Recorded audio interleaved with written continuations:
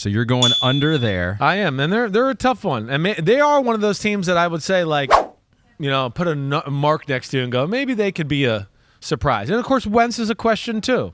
It's third system and 3 years here, and, there's a lot of pressure on him in this situation.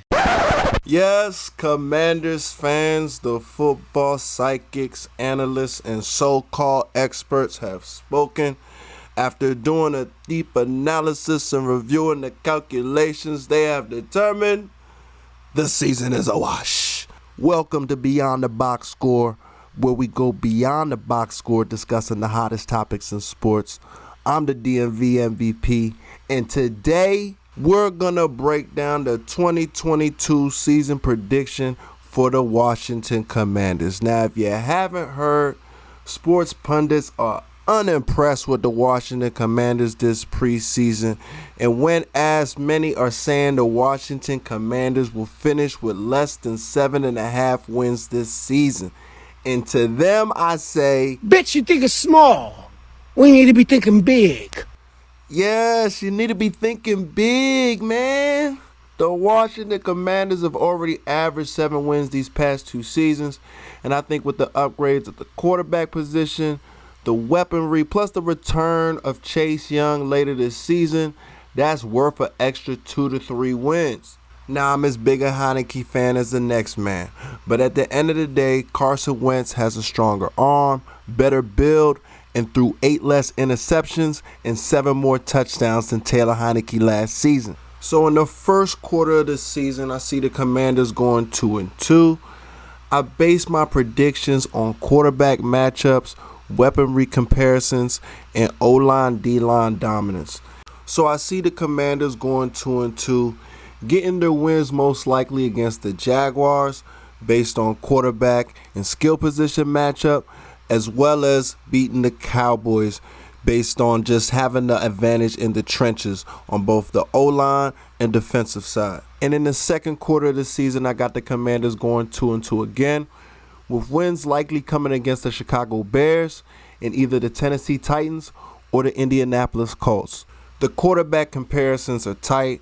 The overall weapons advantage goes to the Commanders, but the true determining factor will be the Commanders' ability to stop the running game of either the Tennessee Titans or the Indianapolis Colts. And with Chase Young slated to return against the Tennessee Titans, they'll be in better position to do just that. In the third quarter, I see us going 2-2 again, this time with wins over the Texans and the Falcons, with advantages at the quarterback position, the skill positions, as well as at the defensive line. This is just going to be a pure straight-up situation of the Commanders having to win games that they're supposed to win.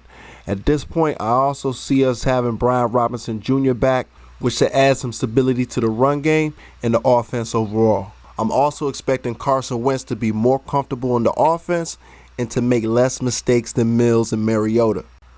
Finally, in the fourth quarter of the 2022 season, I see the Commanders going 3-2 with wins over the New York Giants and either the 49ers or the Cleveland Browns. This is just based off the fact that last year, Carson Wentz had a great performance against the 49ers when he took them down 30-18 with the Indianapolis Colts. And Deshaun Watson is still, in my opinion, possibly going to be rusty coming off a suspension. So the Commanders will be in a good position to take advantage of those 2 scenarios and come away with a victory. All in all, which brings us to the 9-win season. Even Chris Sims thinks the Commanders are capable of achieving. Hey, can they definitely beat the Jaguars and the Lions to get going and beat 2-0? We'll see. Maybe if they can definitely go 2-0 there, and then they have a stretch of games that's pretty tough, but it gives them a chance. Could I see them maybe going 8-9 or 9-10 or 9-8? Yeah, certainly. But I'm going to choose the under here with like the 7. I'm going to go with the 7-game win season. So, yes, Chris settled on 7 wins, but I'm going to go with 9 because, like I said before, Bitch, you think it's small. We need to be thinking big.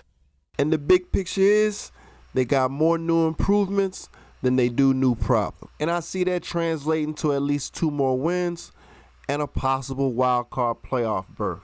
But let me know what you think. Do you see us going 7-10, 8-9, 9-8? You know where I stand with it. Hit me in the comments. like and subscribe. You know what it is. Thanks for tuning in to Beyond the Box Score. I'm the DMV MVP.